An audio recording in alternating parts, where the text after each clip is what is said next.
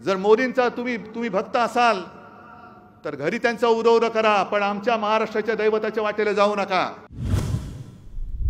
व्यासपीठावरील सर्व मान्यवर आणि जमलेल्या माझ्या तमाम देशभक्त बांधवांनो, भगिनींनो आणि मातांनो,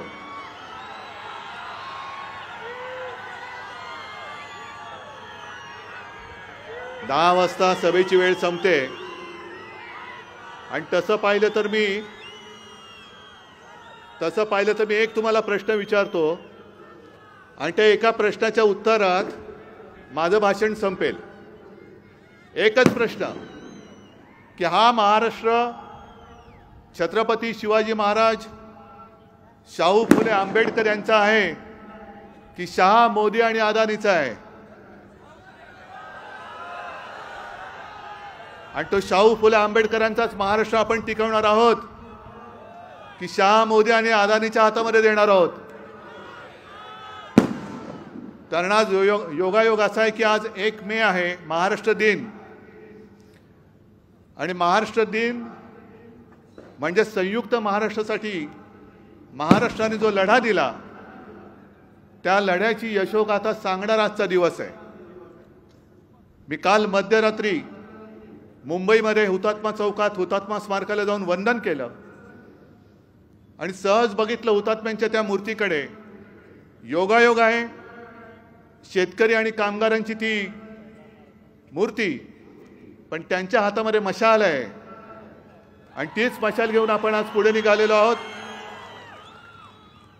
त्यावेळेला ज्या हुतात्म्यांनी आपल्याला मुंबई मिळवून देण्यासाठी रक्त सांडलं, बलिदान केलं, मी तर खूप लहान होतो, म्हणजे 1960 साली संयुक्त महाराष्ट्र अस्तित्वात आला। माझा जन्मही 1960 साली झाला, पण माझे आजोबा प्रबोधनकार, अर्थात तेव्हा शिवसेना नव्हती, बाळासाहेब माझे वडील आणि माझे काका यांनी तो लढा प्रत्यक्ष त्याच्यात सहभागी होऊन लढला होता। आणि त्या हुतात्म्याला वंदन करताना मी मनामध्ये शपथ घेतले, तुम्ही घेणार आहात की नाही? पण शपथ काय की रक्त सांडून मिळवलेली ही मुंबई आम्ही महाराष्ट्र द्रोह्यांच्या हातात जाऊ देणार नाही।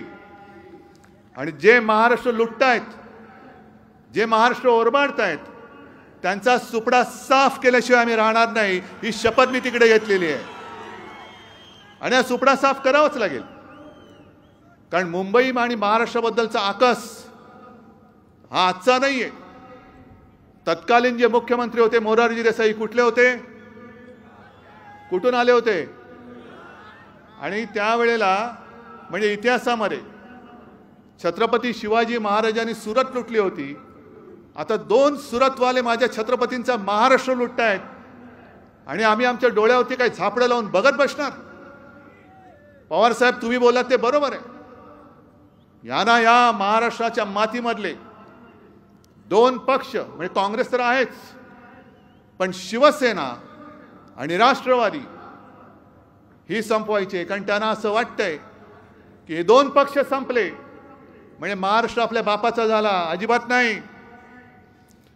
मोदीजींना मी सांगतोय की मोदीजी, तुम्ही पंतप्रधान पदाला साजेल अशा भाषेमध्ये बोला। सध्या मोदी सरकारचं गजनी सरकार झालेलं आहे। 14 साली काय बोलले 19ला आठवत नाही, 19ला काय बोलले 24 साली आठवत नाही, आणि 24 सालानंतर तर ते सत्ता बघणारच नाही आहेत, अजिबात बघणार नाही। पण तुम्ही पवार साहेबांबद्दल ज्या भाषेत बोललात, भटकती आत्मा, त्याच्याबद्दल मी काल तर समाचार घेतलाच आहे।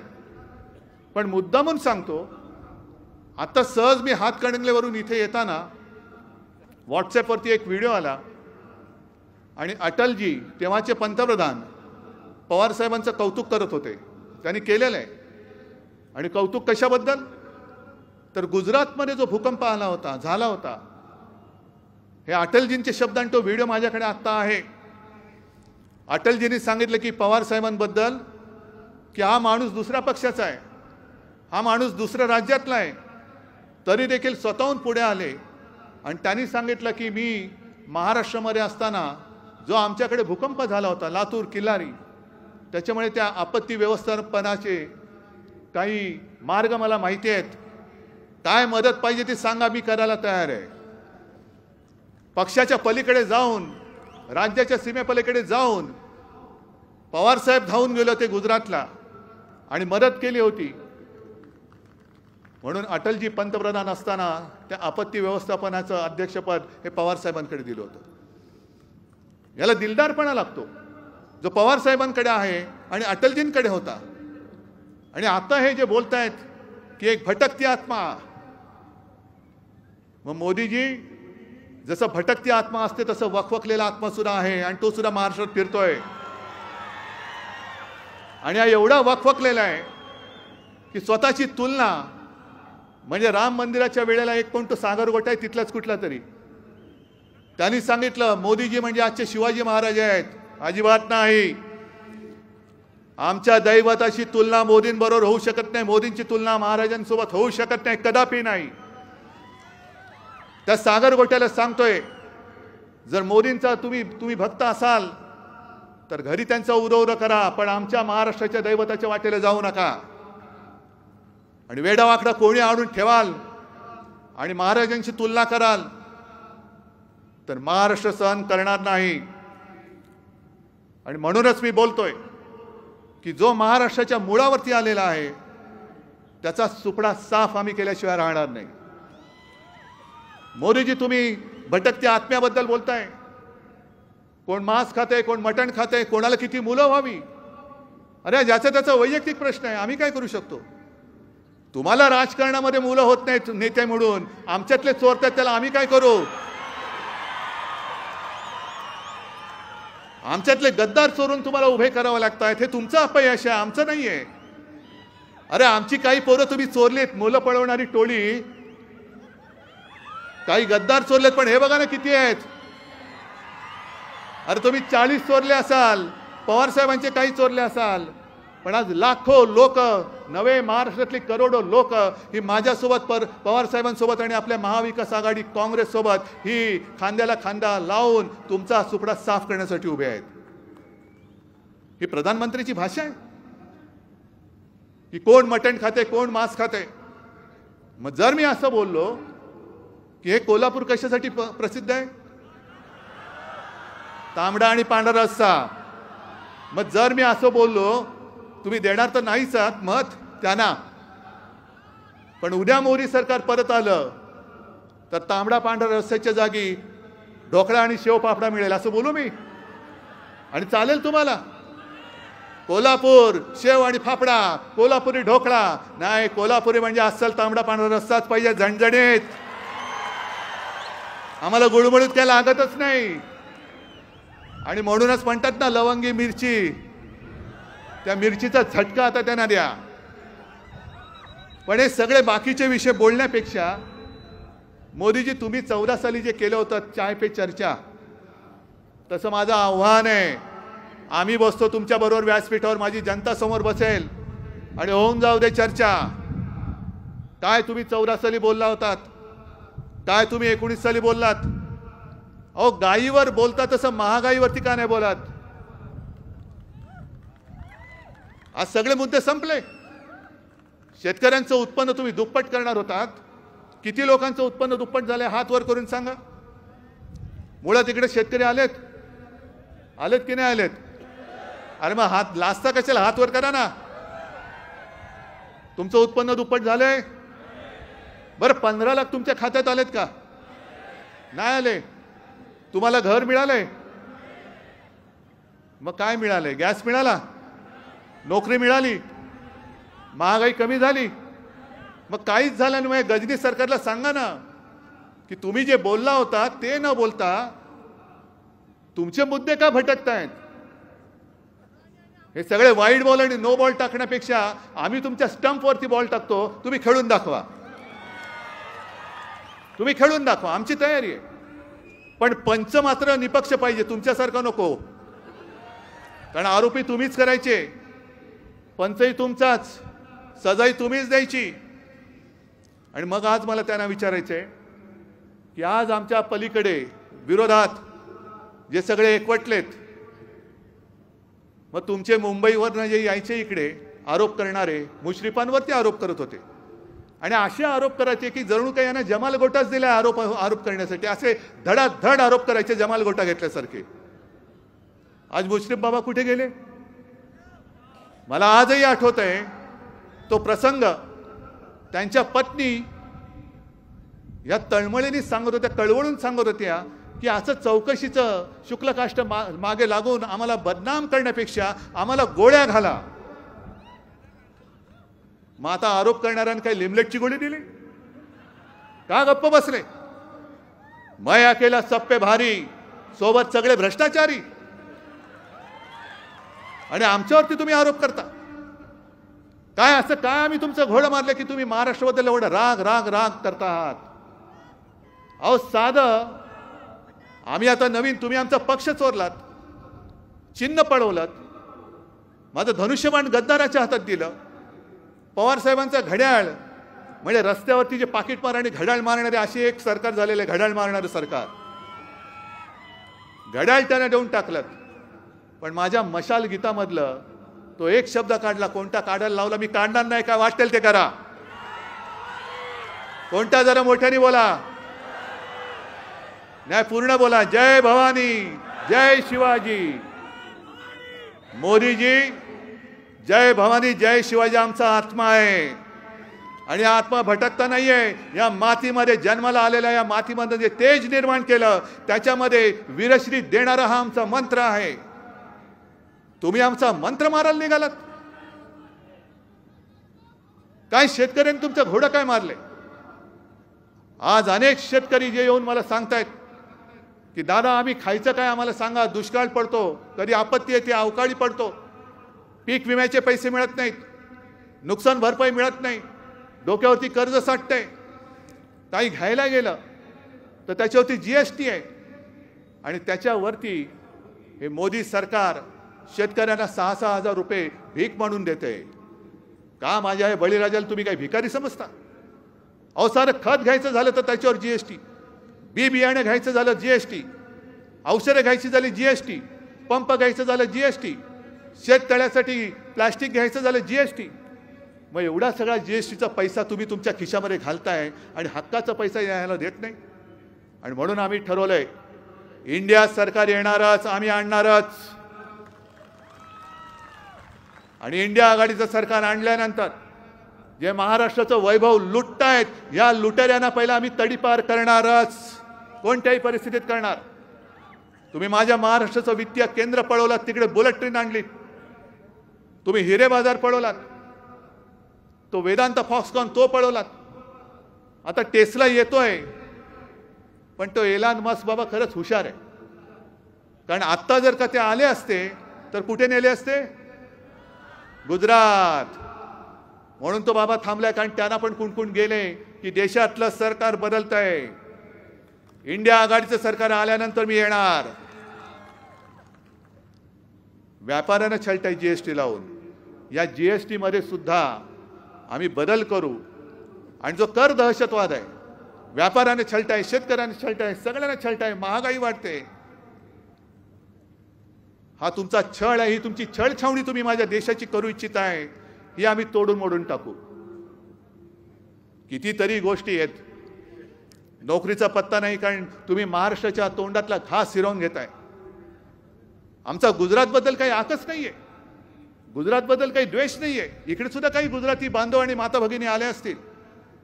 उद्या इंडिया आघाडीचं सरकार आल्यानंतर जे गुजरातच्या हक्काचं आहे ते आम्ही दिल्याशिवाय राहणार नाही, हे वचन सुद्धा मी आजच देतोय. पण गुजरातला काही देताना तुम्ही माझ्या महाराष्ट्राच्या तोंडातला घास काढून तुम्ही गुजरातच्या तोंडात घालणार असाल तर त्या हाताला मात्र आम्ही क्षमा करणार नाही, अजिबात करणार नाही, आणि मतदान तर मुळीच करणार नाहीये. ही सगळी थेरं आम्ही बघतो आहोत. आणि आता तुम्ही हे जे काही भांडणं लावताय, आज दुपारी कोणतरी इकडे बोलले म्हणे की आणि म्हणे संभाजीराजांच्या बाबतीत काय निर्णय घेतला होता, काय निर्णय घेतला होता मला माहिती आहे, मला आणि संभाजीराजांना माहिती आहे.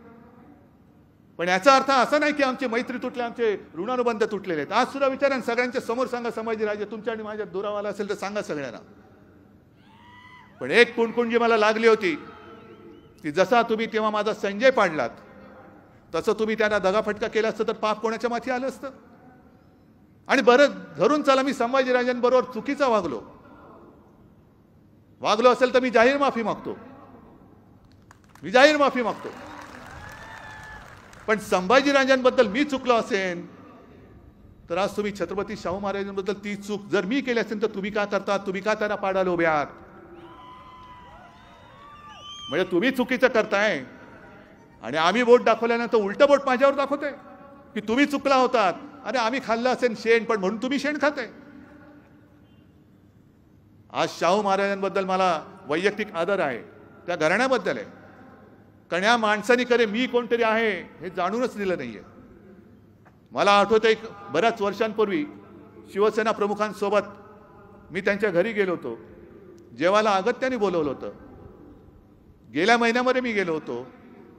पण असं नाही त्यांच्या वागण्यात वाटलं की अरे हा बाळासाहेबांचा मुलगा आहे, आपल्यापेक्षा लहान आहे. नाही, त्याच आदराने आणि त्याच प्रेमाने त्यांनी माझ्याशी ते वागले. हा त्यांचा मोठेपणा लागतो. म्हणजे जसा एक मोठेपणा मी म्हटलं ना अटलजींच्या वागण्यात होता, जसं पवार साहेबांच्या आहे, आज तो अटलजींचा आत्मा रडत असेल, खरंच रडत असेल की कोणाच्या हातामध्ये भाजपा गेलेला आहे. त्यांनी जे सांगितलं होतं की पक्ष फोडून सत्ता मिळत असली तरी ती सत्ता चिमटीत सुद्धा पकडणार नाही. आज अहो चिमटी काय, अख्खं मिठ्याच मारून बसलेत सगळ्यांना. कोणी येऊ दे, म्हणजे ज्याच्यावरती बलात्काराचे आरोप आहेत तो पलीकडचा प्रज्वल रेवण्णा तो सुद्धा चालेल. ज्याच्यावरती आपण निर्लज्जपणाने आरोप केले, म्हणजे हेच ह्या 2 जण जे बसलेत दिल्लीत सुरतवाले, ते आणि त्यांच्या चेल्याचं पाट्यांचं काम आहे महाराष्ट्र बदनाम करून टाकायचं, धराणी फोडायची, कुटुंब तोडायची, बदनाम करून टाकायचं, लोकांच्या डोळ्यासमोर खाली मान घालून जायला लागेल असे त्यांच्यावरती आरोप करायचे. पण एकदा का भाजपात गेले की जणू काय मैसूर सँडल सोप लावून चकाचक करून उठणं वगैरे लावून तेच पुन्हा त्यांच्यावरती तुम्ही मतं मागताय. म्हणून काल मी सुप्रियाताईच्या सभेत जे बोललो होतो की महाराष्ट्राची परंपरा ही शुरामी वंदिली आहे आणि भाजपची परंपरा जी आहे ती चोरामी वंदिली आहे. हे चोरामी वंदिले तुम्हाला चालतंय? कोल्हापूरकरांना चालतंय? मग तुम्ही निर्णय घेतलाय? कारण गेल्या वेळेला तुमचं ठरलं होतं, यावेळेला काय ठरलंय का? सतेज काय बरं, आणखीन एक सांगतोय की भाजप किती नीच आहे. कारण भाजपचे एक नगरसेवक आर डी पाटील, बरोबर ना, तुम्हाला माहिती असतील, स्थायी समितीचे अध्यक्ष, त्यांनी जाहीर सांगितलेले गौप्यस्फोट लोकसभेत आपण मोदींना पाठिंबा देणार म्हणून आपल्यासाठी त्यांनी काम केलं भाजपनी. पण विधानसभेत शिवसेनेची ताकद कमी करायला पाहिजे म्हणून शिवसेनेचे उमेदवार त्यांनी पाडले. आता लोकसभेला तुम्हाला पाडून तो सूड घ्यायला मी आलेलो आहे. मी सूड घेणार. ज्यांनी माझ्या शिवसेनेशी, ज्यांनी या भगव्याशी गद्दारी केली त्यांचा सूड घ्यायला मी कोल्हापूरमध्ये आलेलो आहे. तुम्ही घेऊन दाखवणार आहात की नाही? मग तुम्ही जर का ठरवलं असेल तर जरा हात वर करून सांगा की होय आमचं ठरलंय. आणि जे असे काही प्रश्न विचारतात की शिवसेनेची मतं ही काँग्रेसला ट्रान्सफर होणार का, होणार की नाही? कारण काँग्रेसच्या हातामध्ये मशाल आहे. काँग्रेसच्या हातात मशाल घेऊन 4 तारखेला आपल्याला विजयाची तुतारी फुंकायची आहे. आज रणशिंग फुंकलेला आहे, उद्या विजयाची तुतारी फुंकायची आहे.